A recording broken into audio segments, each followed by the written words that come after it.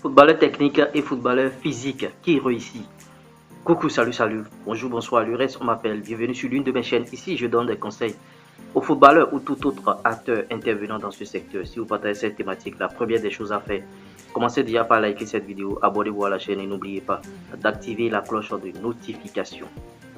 Footballeur technique et footballeur physique. Il y a beaucoup de footballeurs dans le monde qui, bon, ils sont vraiment contents, ils se disent, bon, je suis technique, j'ai les atouts nécessaires, je sais faire les dribbles, je sais faire ci, bon, et physiquement, ils ne sont pas au point, mais on les qualifie de footballeurs techniques. Je prends l'exemple de la génération de Messi, Xavi, Iniesta et consorts. C'était pas des mecs très physiques, mais c'était des mecs techniques. Ils peuvent vous débloquer un match sur une passe décisive, sur une passe, sur bien sûr des gestes techniques et tout. Mais à la longue, cette théorie a eu bien sûr ses limites parce qu'à une certaine période, il ne pouvait plus rivaliser contre des équipes anglaises.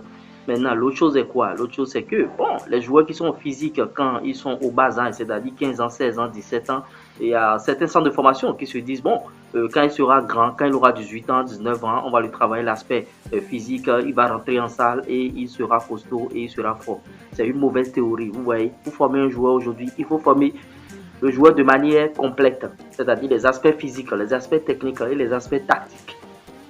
C'est vrai qu'au bas âge, on ne mise pas trop sur l'aspect physique, mais il ne faut pas oublier cet aspect-là. Il faut brosser à un moment donné l'aspect physique parce que vous allez former des joueurs déséquilibrés. Il sera fort physiquement, mais il ne sera pas fort.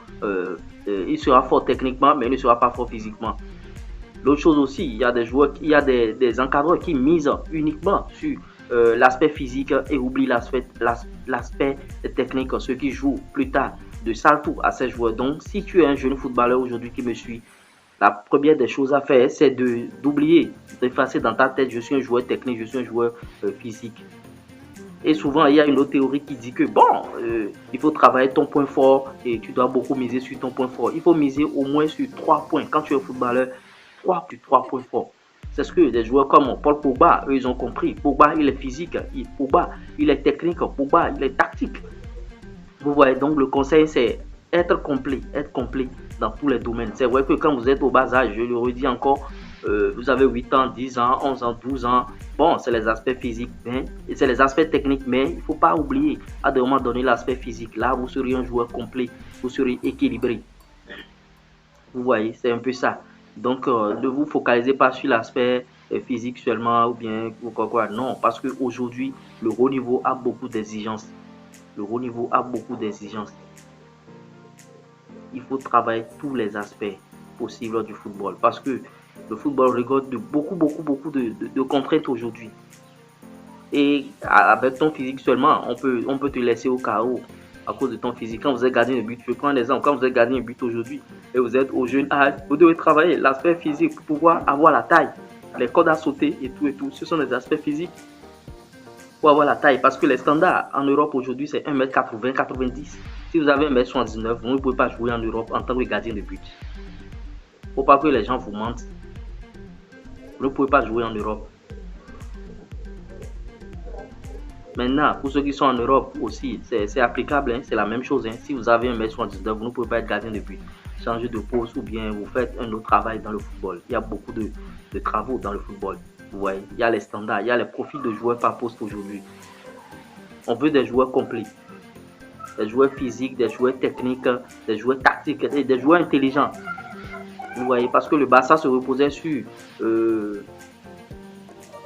comment dirais-je, la technique et l'intelligence, c'est-à-dire un QI élevé, quotient intellectuel élevé. Si vous n'avez pas un quotient intellectuel élevé aujourd'hui, vous ne pouvez pas être footballeur. Vous devez être bien dans la tête aussi, intelligent. Donc voilà les aspects. Il ne s'agit pas de dire je suis un joueur technique, je suis un joueur physique. Vous devez être complet. C'est le conseil que j'ai à vous prodiguer ce matin. Si vous avez aimé ce conseil-là, likez, partagez la vidéo avec vos proches dans tous les groupes WhatsApp. Partagez ça avec vos entraîneurs, partagez ça avec vos joueurs, partagez ça avec vos dirigeants. Il faut former aujourd'hui les joueurs complets. C'est les joueurs complets qui gagnent aujourd'hui. On ne veut plus les bons joueurs, mais on veut les super joueurs. Donc tous les aspects doivent être travaillés et être bien sûr polis. C'était moi le reste. J'espère que je vous ai apporté quelque chose de nouveau. Ciao, ciao, bye.